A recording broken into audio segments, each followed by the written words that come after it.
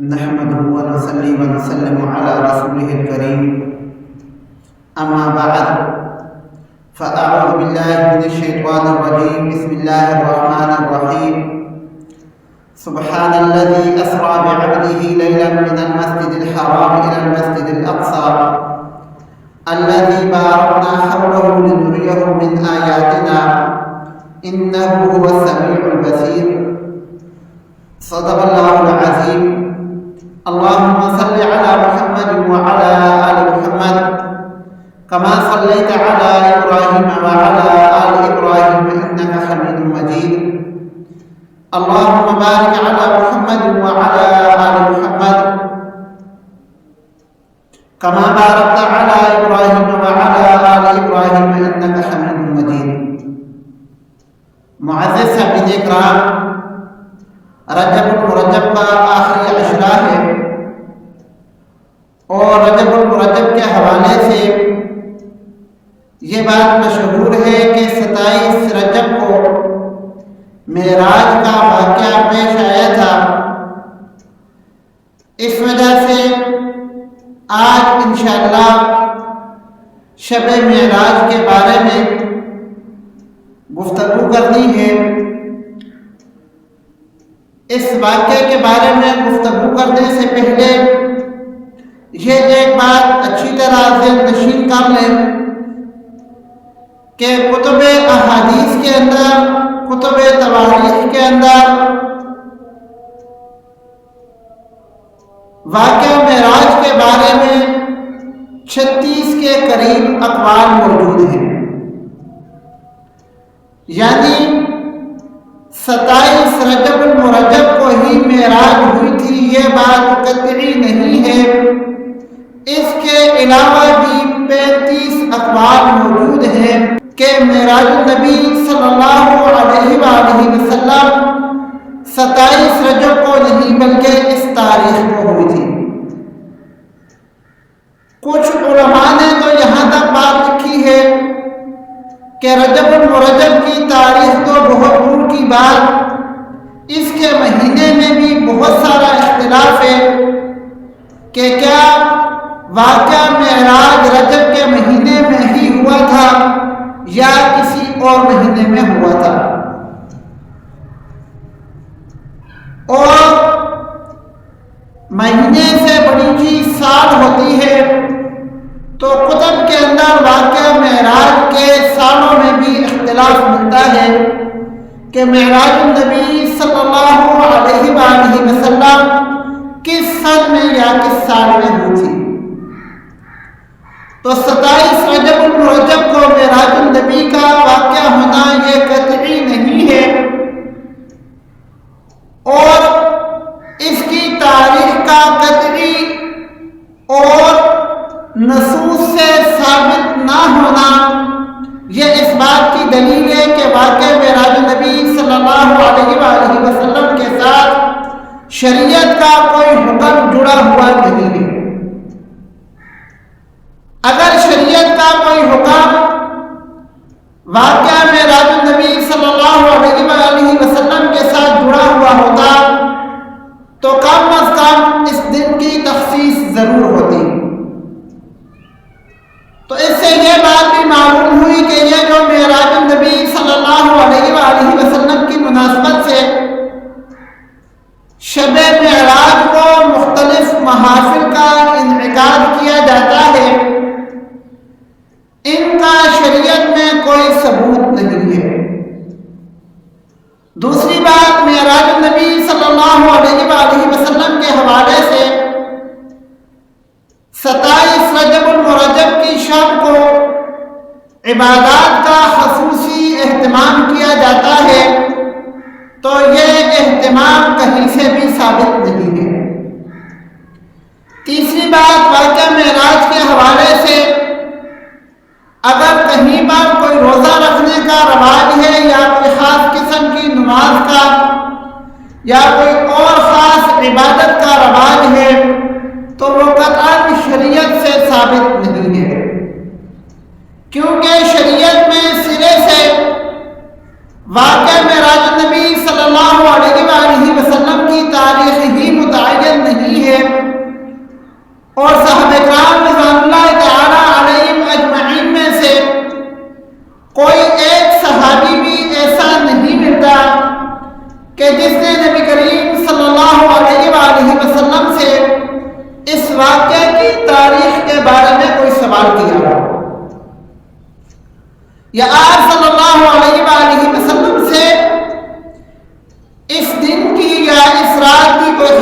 عبادت ثابت ہو۔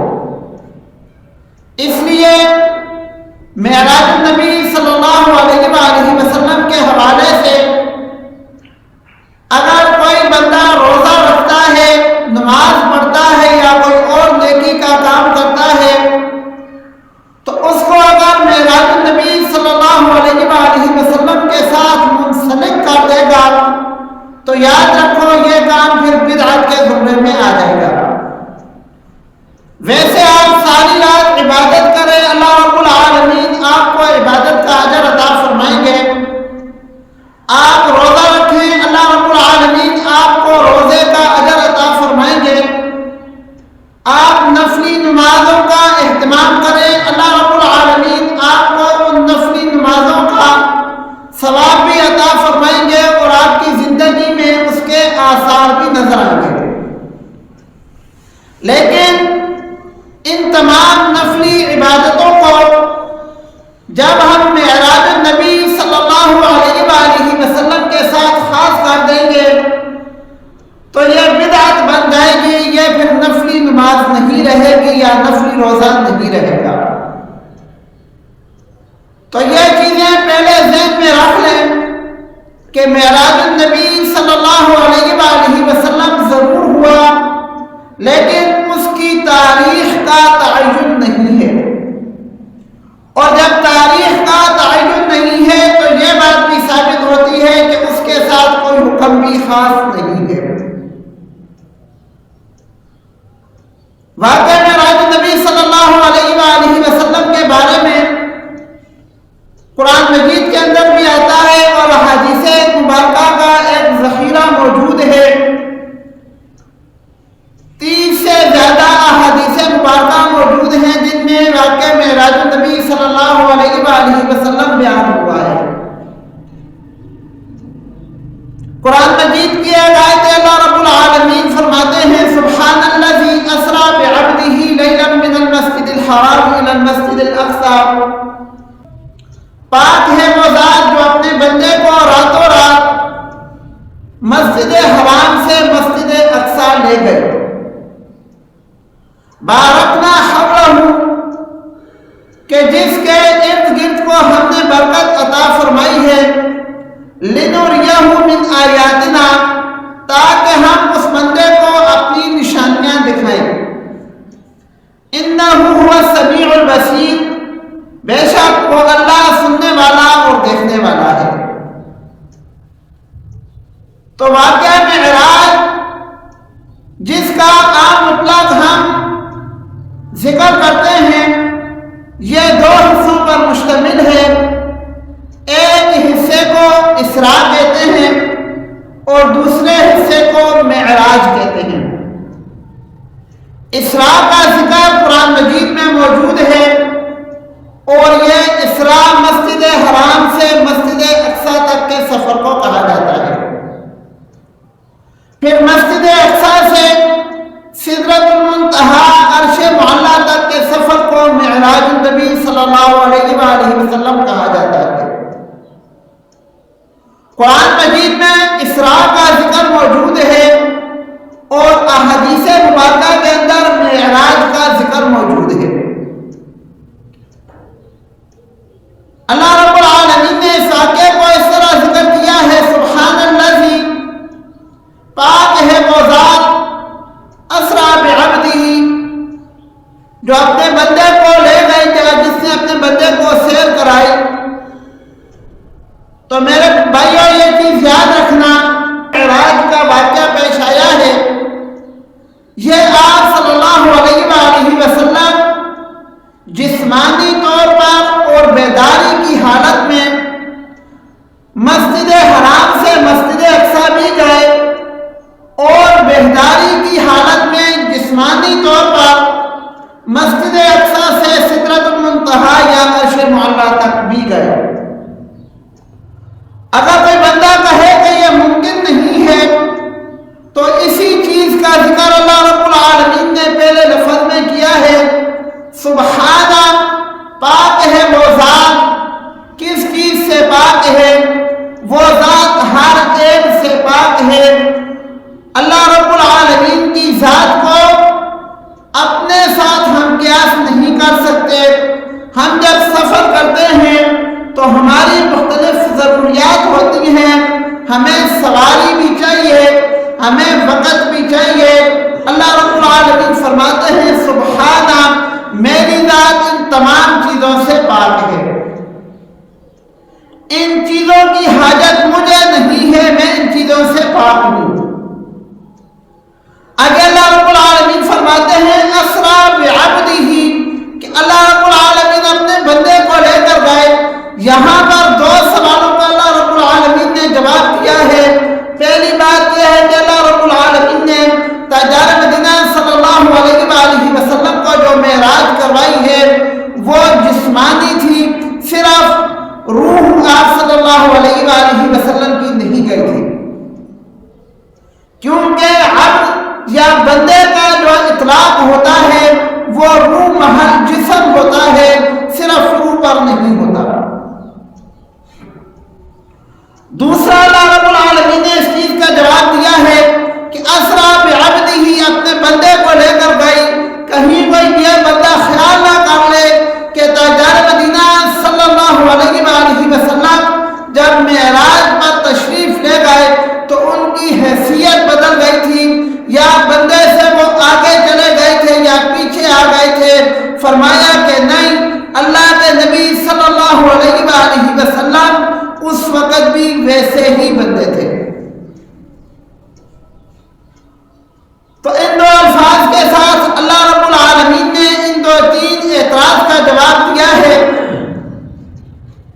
پھر آپ صلی اللہ علیہ وآلہ وسلم نے یہ اسراء اور معراج کے کچھ واقعات بھی بتائے ہیں کہ آپ صلی اللہ علیہ وآلہ وسلم اپنے مقام پر موجود تھے۔ اب یہ اسراء کہاں سے شروع ہوا، اس کے بارے میں 4 مقام احادیث مبارکہ کے اندر آتے ہیں یا 5 مقام آتے ہیں۔ ایک یہ ہے کہ آپ صلی اللہ علیہ وآلہ وسلم خطیم کعبہ میں موجود تھے۔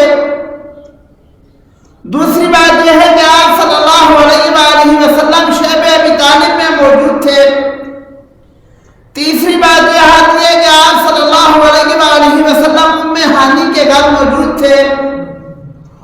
اور ایک بات یہ بھی آتی ہے کہ آپ صلی اللہ علیہ وآلہ وسلم اپنے گھر میں موجود تھے۔ آپ صلی اللہ علیہ وآلہ وسلم کے پاس فرشتے آئے اور آپ صلی اللہ علیہ وآلہ وسلم کا سینہ مبارک چاک کر کے اس کو دھویا، آب زمزم سے دھویا، اور ایمان کی روشنی اور ایمان کا نور اس کے اندر بھر دیا۔ یہ باقاعدہ حدیث مبارکہ کے اندر یہ الفاظ موجود ہیں۔ اس کے بعد آپ صلی اللہ علیہ وآلہ وسلم مکہ مکرمہ سے بیت المقدس کی طرف گئے۔ بیت المقدس میں پہنچ کر آپ صلی اللہ علیہ وآلہ وسلم نے اپنی سواری کو وہاں باندھا۔ جس سواری پر آپ صلی اللہ علیہ وآلہ وسلم تشریف لے گئے اس سواری کا نام براق ہے، اور اس سواری کا قد گدھے سے ذرا اونچا اور خچر سے تھوڑا کم ہے، اور اس کی رفتار کے بارے میں حدیث مبارکہ کے اندر آتا ہے کہ اس کا ایک ایک قدم منتہا نظر تھا، یعنی انسان کی نظر جہاں تک پہنچتی ہے اس کا ایک قدم وہاں تک پہنچتا تھا۔ اور حضرت ابراہیم علیہ السلام اس سواری پر آگے رہبر کے طور پر سوار ہوئے، اور آپ صلی اللہ علیہ وآلہ وسلم بھی اس سواری پر سوار ہوئے اور مسجد اقصی پہنچے۔ وہاں پہنچ کر آپ نے اپنی سواری کو باندھا۔ باندھنے کے بعد وہاں پر 2 رکعت نماز ادا کی۔ اس کے بارے میں آتا ہے کہ بیت المقدس تو اس وقت بھی آبادی کے اندر موجود تھا، وہاں کے لوگوں کو معلوم تھا کہ نہیں آپ صلی اللہ علیہ وآلہ وسلم آئے ہیں یا نہیں آئے، اس کی تصریح کتب کے اندر موجود نہیں ہے۔ وہاں پر آپ صلی اللہ علیہ وآلہ وسلم نے امامت کروائی، اور جب امامت کروا چکے تو پھر جبرائیل علیہ السلام نے پوچھا کہ اللہ کے رسول آپ جانتے ہو کہ آپ کی ابتدا میں نماز کس نے پڑھی ہے؟ تو آپ صلی اللہ علیہ وآلہ وسلم نے فرمایا کہ نہیں، میں تو نہیں جانتا۔ حضرت جبرائیل علیہ السلام فرمانے لگے کہ اللہ رب العالمین نے جتنے بھی انبیاء بھیجے ہیں سب کے سب کا آپ کو امام بنایا ہے، یعنی وہ تمام انبیاء آپ کی ابتدا میں نماز پڑھ رہے تھے۔ اس کے بعد آپ صلی اللہ علیہ وآلہ وسلم بیت المقدس سے عرش معلیٰ سدرۃ المنتہا آسمانوں کی طرف تشریف لے گئے۔ جب پہلے آسمان پر پہنچے، حضرت جبرائیل علیہ السلام نے دستک دی۔ اندر سے فرشتوں نے پوچھا کون؟ جبرائیل علیہ السلام فرمانے لگے کہ میں ہوں۔ تو فرشتوں نے پوچھا یہ ساتھ کون ہے؟ فرمایا کہ یہ محمد صلی اللہ علیہ وآلہ وسلم ہے۔ فرشتوں نے پوچھا کیا ان کو بلایا گیا ہے؟ حضرت جبرائیل علیہ السلام فرمانے لگے کہ ہاں بلایا گیا ہے، ان کو اجازت ہے۔ فرشتوں نے راستہ دیا، آپ صلی اللہ علیہ وآلہ وسلم پہلے آسمان پر تشریف لے گئے۔ وہاں پر آپ صلی اللہ علیہ وآلہ وسلم کا تعارف اور ملاقات حضرت آدم علیہ نبینا علیہ السلام سے ہوئی، اور حضرت آدم علیہ السلام وہاں بیٹھے ہوئے تھے۔ وہ ایک طرف دیکھتے تو خوش ہو جاتے تھے اور دوسری طرف دیکھتے تو غمگین ہو جاتے۔ آپ صلی اللہ علیہ وآلہ وسلم نے جبرائیل علیہ السلام سے پوچھا کہ یہ آدم علیہ السلام ایک طرف کو دیکھ کر خوش ہوتے ہیں، دوسری طرف کو دیکھ کر غمگین ہوتے ہیں، کیا وجہ ہے؟ جبرائیل علیہ السلام عرض کرنے لگے کہ اللہ کے رسول، یہ جب ایک طرف دیکھتے ہیں تو ان کو اپنی اولاد جنت میں نظر آتی ہے، یہ اس کو دیکھ کر خوش ہوتے ہیں، اور جب دوسری طرف دیکھتے ہیں تو ان کو اپنی اولاد دوزخ میں جہنم میں نظر آتی ہے، یہ اس کو دیکھ کر غمگین ہو جاتے ہیں۔ یہاں سے پھر آپ صلی اللہ علیہ وآلہ وسلم آگے تشریف لے گئے۔ دوسرے آسمان پر بھی یہی سوال و جواب ہوئے، اور وہاں آپ صلی اللہ علیہ وآلہ وسلم کی ملاقات دو نبیوں سے ہوئی، ایک حضرت عیسیٰ علیہ السلام ہیں اور دوسرے حضرت یحییٰ علیہ السلام ہیں۔ اس کے بعد پھر آپ صلی اللہ علیہ وآلہ وسلم تیسرے آسمان پر گئے۔ وہاں پر بھی فرشتوں کی آپس میں یہی گفتگو ہوئی، کون ہے، ساتھ کون ہے، اجازت ملی ہے، دروازہ کھولا گیا۔ آپ صلی اللہ علیہ وآلہ وسلم وہاں گئے۔ تیسرے آسمان پر آپ کی ملاقات حضرت یوسف علیہ السلام سے ہوئی۔ پھر آگے گئے، چوتھے آسمان پر آپ صلی اللہ علیہ وآلہ وسلم کی ملاقات حضرت ادریس علیہ السلام سے ہوئی، اور پانچویں آسمان پر آپ صلی اللہ علیہ وآلہ وسلم کی ملاقات حضرت ہارون علیہ السلام سے ہوئی۔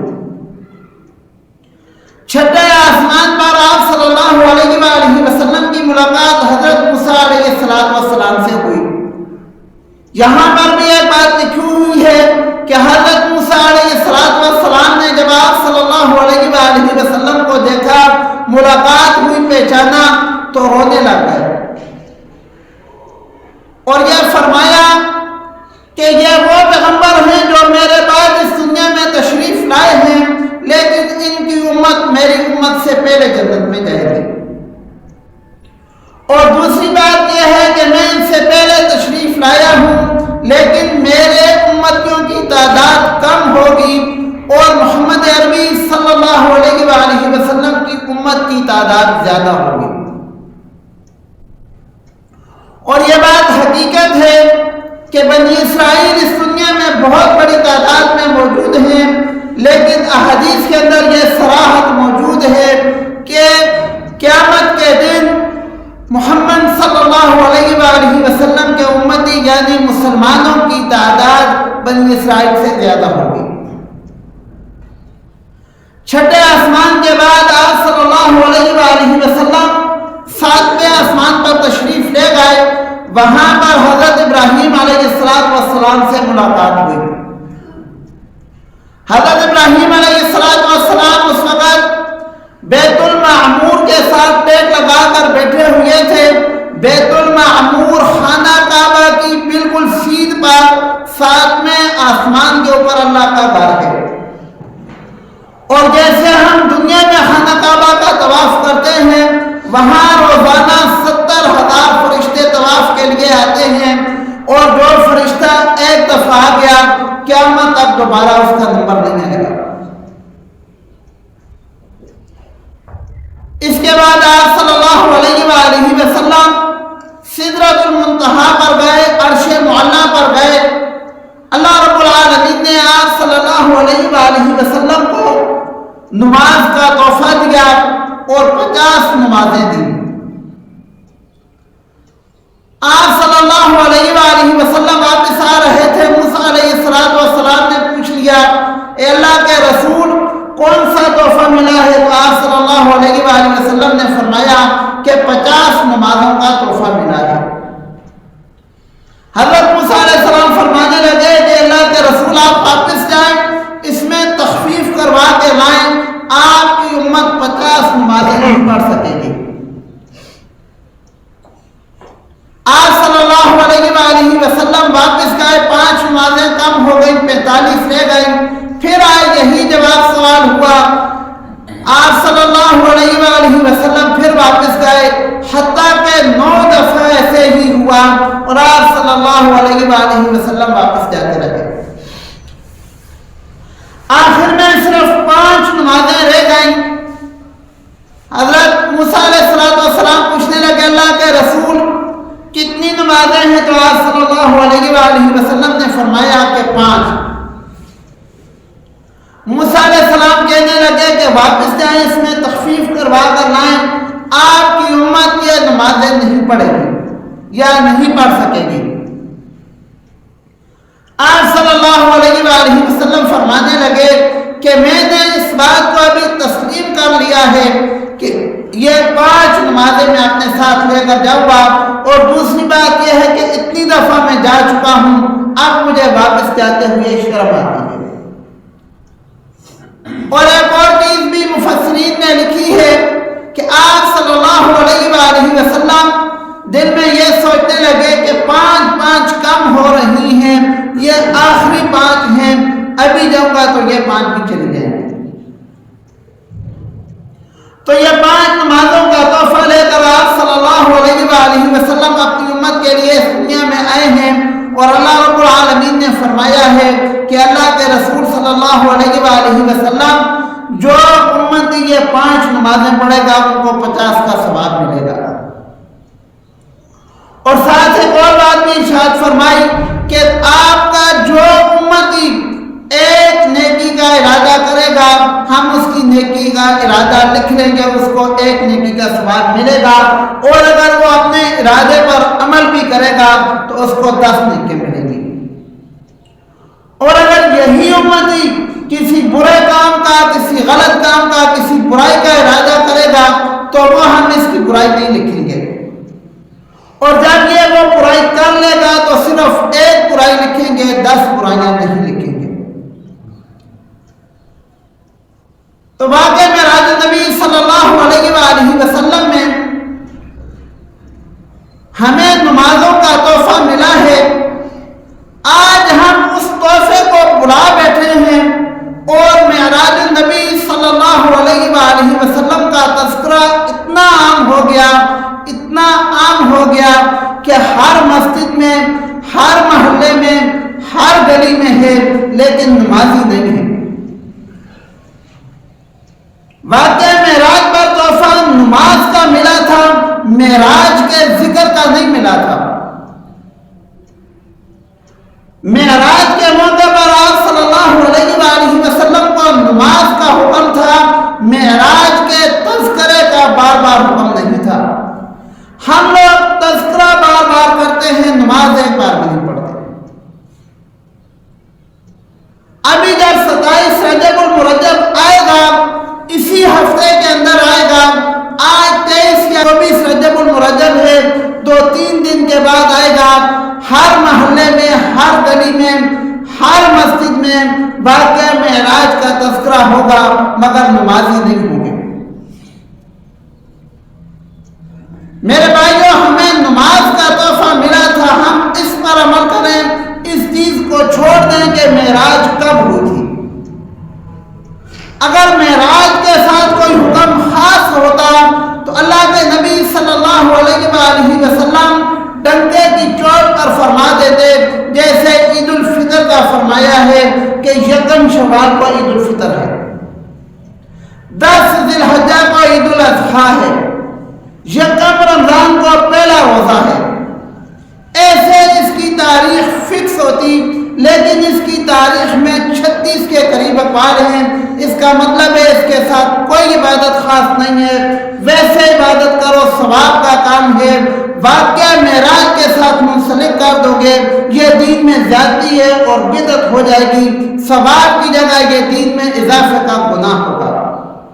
اللہ رب العالمین سے دعا ہے کہ اللہ رب العالمین ہمیں دین کو سمجھ کر اس پر عمل کی توفیق عطا فرمائے۔